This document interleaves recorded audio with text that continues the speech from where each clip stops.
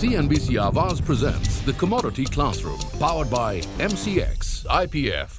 नमस्कार, CNBC आवाज़ और MCX IPF की तरफ से आप सभी का बहुत बहुत स्वागत है। बात आज यहाँ पर कॉटन की होने वाली है और गुजरात और महाराष्ट्र बहुत बड़े प्रोड्यूसर्स हैं यहाँ पर। इंडियन मार्केट्स एक्चुअली सबसे बड़ी हैं जहाँ तक कॉटन के प्रोडक्शन की बात आती है। हम तीसरे सबसे बड़े कॉटन एक्सपोर्टर भी हैं, दूसरे सबसे बड़े एक्सपोर्टर ऑफ टेक्सटाइल्स भी हैं। और पिछले 2-3 सालों में जिस तरह से कमोडिटी मार्केट्स रही हैं, वॉलेटिलिटी बहुत ज़्यादा बढ़ी है। अंतर्राष्ट्रीय बाज़ारों में 11 साल के हाईज़ पर कॉटन रहा। भारतीय बाजारों में हमने ऑल टाइम हाईज यहां पर आते हुए देखे। अंतर्राष्ट्रीय बाजार में आपने देखा होगा, आइस में हमने यहां पर 158 का हाई देखा और 74 के लो जो अभी यहां पर जहां पर कारोबार हो रहा है वो हालत है यहां पर। भारतीय बाजारों में भी 1.10 1.17 लाख रुपीस पर कैंडी के बाद इतनी भारी मुनाफा वसूली देखने को मिली है। और अगर आप नवंबर दिसंबर के कॉन्ट्रैक्ट्स देखें तो वहां पर और भी गिरावट देखने को मिल रही है। काफ़ी हद तक जैसे हम कॉपर को देखते हैं कि इकोनॉमिक बैरोमीटर होता है वो, उसी हिसाब से कॉटन एग्रीकल्चर कमोडिटीज़ में एक इकोनॉमिक बैरोमीटर के हिसाब से देखा जाता है। तो आज का कोशिश यही रहेगी कि हम अंडरस्टैंड करें कि ओवरऑल कॉटन मार्केट कैसी है, एक्सचेंज का प्लेटफॉर्म जो है उसका किस तरह से हम यहाँ पर फ़ायदा उठा सकते हैं, प्राइस डिस्कवरी, हेजिंग को लेकर क्या कुछ यहाँ पर काम किए जा सकते हैं, क्या प्रोडक्ट है, क्या उसकी अवेयरनेस है, क्या मार्जिन्स हैं, क्या लॉट साइज़ है, इन सभी चीज़ों के बारे में एक डिटेल से यहाँ पर जानने की कोशिश रहेगी। तो सबसे पहले इनवाइट करेंगे हम यहाँ पर मिस दक्षा जानी को, जो मैनेजर हैं पीएमटी एग्री डिपार्टमेंट MCX की तरफ से। हमारे साथ जुड़ रहे हैं मिस्टर केतन अमृतलाल कोटक, जो डायरेक्टर हैं JV कमोडिटीज़ प्राइवेट लिमिटेड के। इनवाइट करना चाहेंगे मिस्टर हर्षित रुघानी को, जो पार्टनर हैं SV एंटरप्राइजेस के। आज सभी का बहुत बहुत शुक्रिया, स्वागत है आपका यहाँ पर फिर से। दक्षा, आपको बुलाना चाहेंगे अगर आप एक कॉन्टेक्स्ट सेटिंग कर सकें कि क्या है कॉन्ट्रैक्ट, कैसे ट्रेड करता है कॉटन मार्केट्स में यहाँ पर। आज हम कॉटन कमोडिटी की बात करेंगे। तो 2011 में अक्टूबर में कॉटन कॉन्ट्रैक्ट फ्यूचर्स एक्सचेंज पे लॉन्च किया गया है और वो राजकोट का डिलीवरी वाला कॉन्ट्रैक्ट है। और उसमें उसकी ज़रूरत ये थी कि जो भाव की वधघट है कॉटन मार्केट में, और कॉटन जो कमोडिटी है वो अंतर्राष्ट्रीय कमोडिटी है, उसका व्यापार वैश्विक बाज़ार में होता है। भारत के सिवाय अमेरिका और चीन में भी प्रोडक्शन भी होता है, कंजम्पशन भी होता है। और तो उसके वजह से भाव में जो वधघट आती है, फ़क्त और फ़क्त डोमेस्टिक फंडामेंटल के सिवाय इंटरनेशनल फंडामेंटल भी उस पर भाव पे असर करते हैं। तो कॉटन कॉन्ट्रैक्ट की भारत में ज़रूरत थी और उसके वजह से इंडस्ट्री की डिमांड के बेस पे ये कॉन्ट्रैक्ट डिज़ाइन किया गया है। और प्रोडक्ट एडवाइजरी कमेटी सेबी की गाइडलाइन से मार्केट का इनपुट लेके क्या क्वालिटी पैरामीटर रहेगा, ट्रेडिंग पैरामीटर रहेगा, वो डिसाइड करके एक रेगुलेटरी कमेटी में डिस्कस करके सेबी के अप्रूवल के साथ ये कॉन्ट्रैक्ट लॉन्च किया गया है। और अब तक प्रत्येक वर्ष, जैसे कि कॉटन एग्रीकल्चर कमोडिटी है, कपास खेत में उगता है, तो उसमें क्लाइमेटिक कंडीशन और नेचुरल प्रोडक्ट है, तो उसमें बहुत सारे वेरिएशन होते हैं एवरी ईयर। तो वो वेरिएशन को ध्यान में रख के मार्केट में, हाजिर मार्केट में कैसे व्यापार होता है कमोडिटी का, कॉटन का, उस हिसाब से अलाइन करके कॉन्ट्रैक्ट की design every year product committee में वो रिव्यू करके उसको मॉडिफाई किया जाता है और उस हिसाब से फ्यूचर्स पे ट्रेड होता है। अभी लास्ट सीज़न में देखा गया कि 3-4 साल से जो कॉटन की मिल है, जो कठान खरीदती है, वो लोग जो भी टर्म्स कंडीशन रखते हैं, तो क्वालिटी पैरामीटर में RD कलर ग्रेड के लिए कॉटन कलर के ऊपर उसका भाव की बहुत इन्फ्लुएंस रहती है। तो कलर ग्रेड के लिए RD reflectance and plus B yellowness, उसके हिसाब से मार्केट में कंडीशंस के हिसाब से भाव डिराइव करते हैं और हाजिर में व्यापार होते हैं। तो एक्सचेंज ने last year RD value introduce किया है। 2011 के पहले क्या होता था कि किसी को रेफरेंस प्राइस चाहिए कि व्यापार क्या चल रहा है, तो इंटरनेशनल एक्सचेंज में कॉटन कॉन्ट्रैक्ट में क्या व्यापार हो रहा है, क्या भाव से हो रहा है, उसकी सीधी असर अपने हाजिर मार्केट पे होती थी। अभी जब ये एक्सचेंज पे ये प्लेटफॉर्म आ गया तो एक domestic reference price cotton contract के द्वारा एक रेफरेंस प्राइस मिल गया है। रेफरेंस प्राइस जो है वो प्राइस डिस्कवरी के बेस पे होता है और आने वाला नई सीज़न अक्टूबर, नवंबर, दिसंबर के कॉन्ट्रैक्ट मई में लॉन्च कर देते हैं। तो फार्मर, जीनर, एक्सपोर्टर, स्पिनर अपनी पूरे साल आने वाली सीज़न में कितना कारोबार करना है, कौन से भाव से करना है, उसका पहले से प्लानिंग कर सकते हैं रेफरेंस प्राइस के ऊपर से। जो भी कॉटन इंडस्ट्री से जुड़े हैं, फाइनेंशियल प्लेयर है, एक्सपोर्टर है, जिनर स्पिनर है, वो जभी फिज़िकल मार्केट में और भारत में गुजरात, महाराष्ट्र, मध्य प्रदेश, आंध्र प्रदेश, कर्नाटका, तमिलनाडु, पंजाब, हरियाणा, राजस्थान, मध्य प्रदेश और ओडिशा, ऐसे 11 स्टेट में कॉटन का उत्पादन होता है, व्यापार होता है, एक्सपोर्ट होता है। तो सब लोग ये प्राइस डिस्कवरी जो प्रोसेस है रिस्क मैनेजमेंट करने के लिए, तो सब लोग अपना कोड डाल के अपना हेज भी करते हैं और फिज़िकल का जो भी ट्रांजैक्शन कारोबार करते हैं फिज़िकल स्पॉट मार्केट में, हाजिर मार्केट में, उसको लिंक करके कॉटन का इंडिया का भाव एक रेफरेंस के हिसाब से सब लोग उसका उपयोग करते हैं, अभी भी कर रहे हैं। और बहुत लोग ऐसे हम अवेयरनेस प्रोग्राम करते हैं, फार्मर से लेके टेक्सटाइल मिल के लिए हम 1-to-1 मीटिंग भी करके हेजिंग समझाते हैं और ऐसी अवेयरनेस प्रोग्राम करके उनको हेजिंग के लिए ज़्यादा से ज़्यादा हेजिंग का बेनिफिट लेके प्राइस डिस्कवरी प्रोसेस में उनको समावेश करने का हमारी हमेशा कोशिश रही है। जो कॉटन इंडस्ट्री के साथ डायरेक्ट कि इनडायरेक्ट लोग जुड़े हैं, वो लोग को एक कॉटन पे कैसे कारोबार चलता है उसका हाजिर मार्केट के साथ लिंक करके कैसे अपना मुनाफा बढ़ा सकते हैं। अदरवाइज़ की प्राइस की मूवमेंट है वो अनफेवरेबल हो गई मेरे व्यापार के साथ, तो वो टाइम पे उसको हेज करके मेरा जो प्राइस रिलेटेड रिस्क है उसको मिनिमाइज़ कैसे करके मैं हेज करूं, उसके लिए ये हमारे आगे भी पैनल चर्चा रहेगी। उसमें हम डिटेल में वो हेजिंग के ऊपर और कॉटन कॉन्ट्रैक्ट के ऊपर चर्चा करेंगे। धन्यवाद।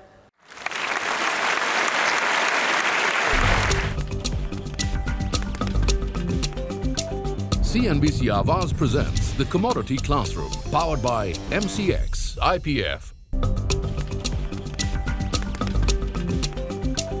CNBC Awaaz presents the Commodity Classroom, powered by MCX IPF. जैसे आपने कहा कि एक्सचेंज के थ्रू हम यहाँ पर हेजिंग, एक प्राइस रेफरेंस, एक प्राइस डिस्कवरी को यहाँ पर आता हुआ देखते हैं और हम कई सारे इस तरह के अवेयरनेस प्रोग्राम्स करते हैं और लोग हमें आके बोलते हैं कि मेरा बिजनेस तो ठीक ठाक चल रहा है और हमें आदत नहीं है फ्यूचर्स देखने की। हाँ, हम MCX खोल के कभी देख लेते हैं वो प्राइस रेफरेंस के हिसाब से, लेकिन हेजिंग अभी हमने यहाँ पर करना शुरू नहीं किया है।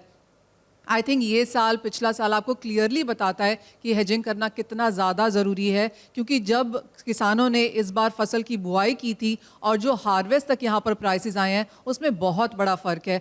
आपसे ही पहला सवाल है, जिस तरह से पिछला एक साल कॉटन के हिसाब से रहा है, एज एन इंडस्ट्री पार्टिसिपेंट आपने कैसे देखा है ये साल? मैडम, लास्ट ईयर में जो प्राइस का फ्लक्चुएशन आया है वो शायद रिकॉर्ड ब्रेक है। आज तक इतना बड़ा डिफरेंस हमने कभी देखा नहीं है। तो ये बात आपने आज तक कॉटन में इतना बड़ा डिफरेंस नहीं देखा? और कितने सालों से आप हैं इस मार्केट में? मैं 35 साल से ये लाइन में हूँ, मैंने आज तक कभी नहीं देखा। 2012 में एक बार हुआ था ऑलमोस्ट डबल, लेकिन तब 30,000 के भाव थे और वो 60,000 हुआ था। इस बार 50,000 का 1,15,000 तक हमने माल बेचा है। तो अब ये चीज़ ये प्रूव करती है, जैसे दक्षा मैडम ने बोला कि एक प्राइस रेफरेंस के लिए ये प्लेटफॉर्म बनाया गया है। तो 2011 के पहले जो भी रेफरेंस था वो डिमांड सप्लाई के ऊपर था। आज ये प्लेटफॉर्म्स आ गए हैं तो ये एक सहूलत हो गई है कि लोगों को अपने माल को हेज करके चलना चाहिए। ये कंपलसरी हो गया है क्योंकि इतने बड़े वॉलेटिलिटी में कोई भी नहीं टिक सकता। लास्ट ईयर भी स्पिनिंग मिल वालों ने बहुत नुकसानियाँ की है क्योंकि वो हेज नहीं थे, अवेयरनेस कम है थोड़ा। तो ये अवेयरनेस बढ़ाना बहुत ज़रूरी है। जो आप कर रहे हैं जो ये प्रोग्राम, उससे डेफिनेटली अवेयरनेस आएगा और इससे हेजिंग प्लेटफॉर्म में जाना सबको कंपलसरी हो जाएगा। केतन भाई, ये सवाल आपसे है। हमें समझ में आता है कि बहुत ज़्यादा उठापटक है, पिछले 2 साल तो काफ़ी मुश्किल वाले रहे हैं कमोडिटीज़ के लिए, कॉटन के लिए भी। जैसे हर्षित भाई ने कहा, एक अवेयरनेस की ज़रूरत है, हेजिंग करना ज़रूरी है। 40-50% मिलें कॉटन की, छोटी छोटी जो हैं स्पिनर्स हैं, टेक्सटाइल्स हैं, जिनिंग मिल्स हैं, काफ़ी नुकसान उन्होंने यहाँ पर उठाया है। लेकिन क्या अब भी लोग हेज करने आ रहे हैं? हाँ मैडम, हमने 2011 से देखा है कि ट्रेडर्स जैसे कि फिजिकल के मार्केट के ब्रोकर्स है, FPOs है, कोडिनर बेस्ड FPOs है मैडम, वो एक्सचेंज में डिलीवरी दे रहे हैं। Compare to last 4-5 years madam, जो प्राइस वॉलेटिलिटी की डिस्कस हो रही थी, तो काफ़ी मिलर्स है एंड स्पिनिंग वाले जो है, इवन एक्सपोर्टर्स है, वो एक्सचेंज के प्लेटफॉर्म से डिलीवरी लेके अपना शिपमेंट जो है पर्टिकुलर कोई डेट पे उसको डिलीवरी चाहिए तो वो फिक्स प्राइस करके एक्सचेंज में से डिलीवरी बाय कर रहे हैं मैडम। केतन भाई, एक केस सिनेरियो हमारे लिए बना के दीजिए। अगर एक किसान है, समझिए जब भाव इतना तेज़ चल रहा था, जब वो बुआई कर रहे थे, तब एक्सचेंज का फ़ायदा वो कैसे उठा सकते थे? एक जिनिंग मिल वाला या एक टेक्सटाइल वाला उस समय कैसे एक्सचेंज का फ़ायदा ले सकता था, और अभी क्या करने की ज़रूरत है? अगर एक केस सिनेरियो, एक केस स्टडी हम बनाएं यहाँ पर। मैडम मैं मिलर्स और एक्सपोर्टर्स का एग्जांपल दे रहा हूँ।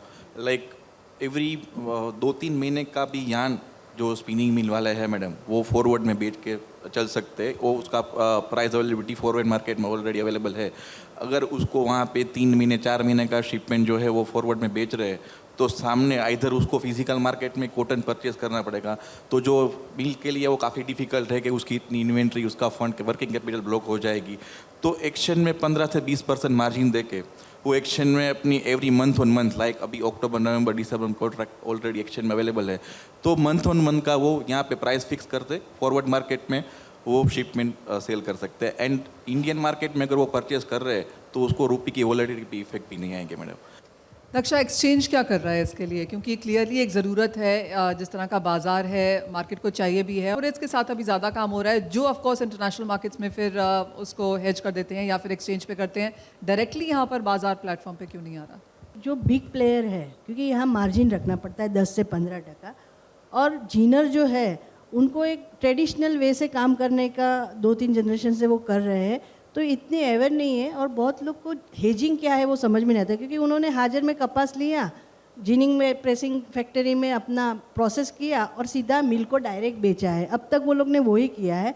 तो एक और रेफरेंस प्राइस, पहले कभी 2011 के पहले ऐसे रेफरेंस प्राइस नहीं थे, बिलैटरल ट्रेड होते रहते थे। और मैं राजकोट में हूँ, मगर मेरे को गुजरात का कि महाराष्ट्र का भाव नहीं मालूम होता है, तो ऐसे ट्रेडिशनल वे से कर रहे हैं। मगर अभी 2011 से बहुत सारे जीनर राजकोट और सौराष्ट्र के जो है, महाराष्ट्र के, तेलंगाना, जहाँ प्रोड्यूसिंग सेंटर है, वहाँ के जीनर एक्सचेंज से अभी जुड़े हैं कि भाई ये एक जगह है कि एक अल्टरनेट मार्केट है कि अपना हाजिर में तो हम धंधा करते हैं, मगर एक्सचेंज पे भी हम डिलीवरी दे सकते हैं। इसके लिए हमने ये कंपलसरी डिलीवरी रखी है, और सेबी ने लास्ट 5 दिन में स्टेगर डिलीवरी प्रत्येक महीने में रखी है। तो जीनर को अभी अवेयरनेस धीरे धीरे डेवलप हो रहा है। बहुत सारे जीनर है कि भाई हाजिर में मेरे को 15-20 दिन, 1 महीने की क्रेडिट पे कभी माल देना पड़ता है, मगर एक्सचेंज पे 30 तारीख को डिलीवरी दी, 7 दिन में पैसा मिलता है। तो एक्सचेंज एक काउंटर पार्टी रिस्क है कि क्वालिटी दिया, अच्छी क्वालिटी देके एक्सचेंज की जो डिफाइन की हुई कॉन्ट्रैक्ट स्पेसिफिक है उस हिसाब से मैंने रेंज में क्वालिटी दी है, सर्टिफिकेट है, डिलीवरी दो, 30 तारीख को डिलीवरी दो, 7 तारीख के अंदर मेरे को पैसा अकाउंट में आ जाता है। और बायर को एक फ़ायदा वो है स्पिनिंग मिल को कि उनको एक अच्छी क्वालिटी की कॉटन की गारंटी। तो एक्सचेंज एक काउंटर पार्टी रिस्क है, और हम बहुत सारे सेबी की गाइडलाइन के माध्यम से एफपीओ, जीनर, स्पिनर, एक्सपोर्टर, सब जो कैटेगरी है उनके साथ एसोसिएशन के साथ जुड़ के फिज़िकल में हम ज़्यादा ऐसे अवेयरनेस प्रोग्राम करते हैं, जैसे आज हमने किया है आपके साथ, वैसे हम एसोसिएशन के साथ जुड़ के भी करते हैं। तो अवेयरनेस बढ़ रही है। और अभी सबको लास्ट ईयर जैसे कि कोविड लॉकडाउन था, वो टाइम पे कोई डिमांड नहीं थी, प्रोडक्शन सब बंद था, कपास के भाव एकदम नीचे गिर गए थे, और जीनर को भी कुछ कपास नहीं मिल रहा था, गांठ नहीं थी, तो पूरा मार्केट एकदम स्टेगनेंट हो गया था। चाइना की डिमांड नहीं थी, जो हम एक्सपोर्ट करते थे, 1/3 अपना एक्सपोर्ट चाइना में होता है, तो मार्केट एकदम बॉटम लेवल पे चला गया था। और 1.5-2 साल का लॉकडाउन जब भी ख़त्म हुआ तो इंटरनेशनल मार्केट में कॉटन की ज़बरदस्त डिमांड आई, उसके सामने अमेरिका में और भारत में प्रोडक्शन कम हो गया और डिमांड बढ़ गई। तो ये भाव की जो वधघट है, तो वो पहले भी लॉकडाउन के टाइम पे भी बहुत लोग ने नीचे में हेज किया है, तो वो लोग सेफ गार्ड हो गए। अभी भाव बढ़ रहे हैं, उसको भी जो लोग ने हेज करके जुड़े हैं वो लोग ने सेफ गार्ड हुए हैं। और वो ऐसे क्लासिक केस स्टडी सब लोग ने मार्केट में, अपने ही मार्केट में ऐसे देखे, तो ये सर हमारे पास बहुत ऐसी डिमांड आई है कि हमको और हेजिंग की अवेयरनेस चाहिए। एज ऑफ नाउ किस तरह का पार्टिसिपेशन है एक्सचेंज में? फार्मर्स और एफपीओज का बहुत बड़ा योगदान फिलहाल अभी वॉल्यूम में नहीं है, तो कहाँ से ज़्यादातर पार्टिसिपेशन आप देखते हैं? अभी हमारे इधर जो पार्टिसिपेशन है तो जीनर कैटेगरी का ज़्यादा है, क्योंकि जीनर और जो बायर का है, तो स्पिनिंग मिल लेती है। टेक्सटाइल मिल थोड़ा हेज करती है, मगर डिलीवरी उनको ज़रूरत नहीं है, क्योंकि वो कपड़ा बनाते हैं तो यान मार्केट में लेते हैं तो कॉटन को वो हेज कर सकते हैं। ज़्यादा पार्टिसिपेंट जीनर का इसके लिए है कि उनको क्रेडिट में माल बेचना पड़ता है, कि कपास खरीदा, पड़ता बैठा, गांठ तैयार हो गई तो मिल को बेच दे, मगर उसमें क्रेडिट में बेचना पड़ता है। एक्सचेंज में उनको जो क्वालिटी है उसका प्रीमियम भी मिलता है और पेमेंट की गारंटी है, जो फिजिकल मार्केट में वो थोड़ा यहाँ वहाँ होता है। तो ज़्यादा पार्टिसिपेंट अभी जीनर का है। CNBC Awaaz presents the Commodity Classroom, powered by MCX IPF. CNBC Awaaz presents the Commodity Classroom, powered by MCX IPF. As of now जिस तरह की क्वालिटी एक्सचेंज पर है वो इंडस्ट्री के लिहाज से ठीक है? क्या कॉन्वर्सेशंस हैं आपकी एक्सचेंज के लिए? थोड़ा कॉटन में दूसरे कोई नहीं आ रहे, उसका कारण यही है कि थोड़े स्पेसिफिकेशंस ज़्यादा है, ये नेचुरल फाइबर है। और इसमें क्या है मैडम कि मान लो कि मैं आज दिसंबर या जनवरी में डिलीवरी देता हूँ, तो उसमें जो वेट शॉर्ट आता है वही अगर जून में ये लोग डिलीवर जिसको करते हैं उसमें वेट गेन भी आ सकता है। आफ्टर बारिश इसमें वेट गेन होता है। उनको ये भी कैलकुलेट करना पड़ता है कि हम डिलीवरी देते हैं तो ये खर्चा है, उसके सामने 1% का हमको ये भी लॉस आ रहा है। जबकि इन लोगों को क्या है, वो फिर से जहाँ डिलीवरी देंगे, वो मान लो जून जुलाई में वो डिलीवरी गया है तो उन लोगों को वो गेन मिलता है, लेकिन यहाँ पे लॉस। उसके सामने एक प्रावधान डिलीवरी में ये अच्छा है कि मान लो कि आपने इस साल क्वालिटी बहुत बढ़िया है पूरे इंडिया का, क्योंकि जब चाहिए था तभी बारिश मिला है, तो एक प्रावधान ये है डिलीवरी में कि अगर आपका स्पेसिफिकेशन से अच्छा है तो उसमें एक प्रीमियम मिलता है। तो आज ये लोग जो बोल रहे हैं आरडी वैल्यू 75, तो आज वो 78 आ रही है।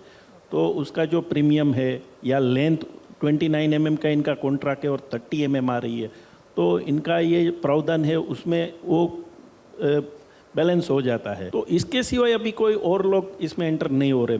मेजर जीनर्स और एक्सपोर्टर्स ही आ रहे हैं। केतन, आप कहेंगे एक्सचेंज प्रोएक्टिव है यहाँ पर, क्योंकि इतनी बार कॉन्ट्रैक्ट स्पेसिफिकेशंस और चेंजेस यहाँ पर एक्सचेंज कर चुका है? सर मैडम, ये नेचुरल कमोडिटी है तो कई बार ज़रूरत रहती है कि भाई हर्षित भाई ने बताया कि इस बार जो है क्रॉप काफ़ी अच्छा है। Otherwise last year 75 RD initially first peak जो आती है फार्मर्स करते हैं उसमें वो फुलफिल हो जाता था, लेकिन सेकंड और थर्ड पीक में 73 RD भी नहीं होती थी। लेकिन इस बार 70, जैसे हम मार्केट में जाए ज्वेलरी शोरूम में कि भाई 22 कैरेट है और आपको वो 24 कैरेट जैसे ऐसा है, इंस्टेड ऑफ 75 वो आपको 77 दे रहे, तो जीनर्स को भी बेनिफिट है कि भाई आपको वो अच्छी क्वालिटी एक्शन के प्लेटफॉर्म पे आ रही है। जो ये डिलीवरी सेंटर्स है काफ़ी अच्छा है। वैसे गुजरात में राजकोट और कड़ी में मैडम काफ़ी अच्छा कॉटन डिपॉजिट होता है, एंड जीनर्स और वैल्यू पार्टिसिपेंट है काफ़ी खुश है मैडम इससे। कॉटन में सबसे ज़्यादा कारोबार एज ऑफ नाउ कहाँ से हो रहा है? डिलीवरी वाइज कड़ी एंड राजकोट में। एंड इस बार अभी महाराष्ट्र में बारिश लेट भी काफ़ी आई, तो वहाँ पे एक आध महीना सीज़न लेट है। अक्टूबर कॉन्ट्रैक्ट में जनरली मॉइस्चर इतना कंट्रोल नहीं होता है, लेकिन फिर भी एक्शन में इस महीने भी 20 दिवाली के त्यौहार के बाद फटाफट डिलीवरी लगनी स्टार्ट हो गई है। तो हम सोच रहे हैं कि एक्शन में 2,500-3,000 हज़ार बेस अक्टूबर कॉन्ट्रैक्ट में लग जाएगी मैडम कड़ी में। मुझे अब यहाँ पर प्राइस डिस्कवरी की बात करनी है। आप यहाँ पर कारोबार करते हैं, नहीं करते हैं, पर आप जिस भी वैल्यू चेन में हैं, एक बेसिक स्टार्ट आप यहाँ पर कॉटन के प्राइस से करते हैं। एक्सचेंज का महत्व वहाँ पर कितना अपने आप को वो साबित कर पाए हैं? कॉटन वैल्यू चेन में मेरे ख्याल से ये अफेक्ट जीनर्स और स्पिनर्स को ही करेगा, क्योंकि कॉटन के रेट से वो फिज़िकल मार्केट में कैंडी में बोले जाते हैं जो 356 kg का है। उसके बाद जब वो यान में कन्वर्ट होता है तो वो पर केजी में बोला जाता है। उसके बाद जब वो कपड़ा बनता है तो वो पर ग्राम में बोला जाता है। तो आफ्टर यान वैल्यू चेन को कोई ज़्यादा फ़र्क नहीं पड़ता है बहुत वॉलेटिलिटी का। जो फ़र्क है वो जीनर्स और स्पिनर्स को ही है। मेरे ख्याल से ये जो अवेयरनेस आनी चाहिए वो जीनर और स्पिनर्स में ही आएगी। बाकी के आगे के वैल्यू चेन वाले को कोई गारमेंट्स है या कपड़ा है वो लोग ग्राम में बेचते हैं, उसको कोई मतलब आप ये केजी में या ग्राम में देखें तो कोई बड़ा फ़र्क नहीं है, कितना भी भाव का फ़र्क होता है।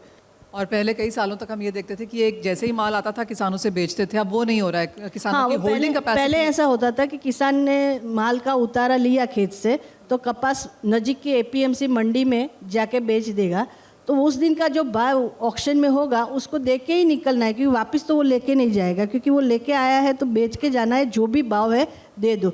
तो उसको प्राइस टेकर थे कि भाई ऑक्शन में व्यापारी लोग ने, जीनर ने, कि जो कास्कर है, मिडल मैन है, उसने जो भाव दिया कपास के वो लेके जाता है। अभी वो उतना ही माल लेके जाता है कि उसको बेचना है, और उसको बार्गेनिंग कैपेसिटी बढ़ी है कि मेरी ये क्वालिटी है तो एक्सचेंज में मेरा एक कपास की क्वालिटी पे एक्सचेंज में गठान ये भाव से बिक रही है तो मेरा ये भाव मिलना चाहिए। तो इतने अवेयरनेस हो गई है अपने भारत के कपास किसान के, वो एक बेनिफिट बड़ा मिला है।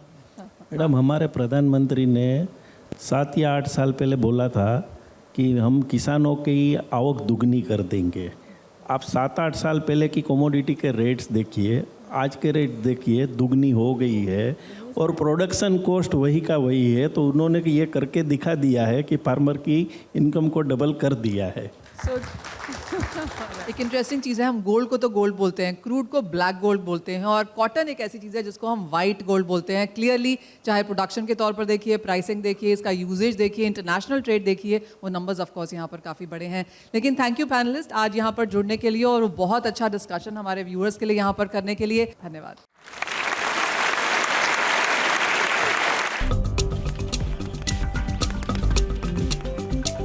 CNBC Awaaz presents the Commodity Classroom, powered by MCX, IPF,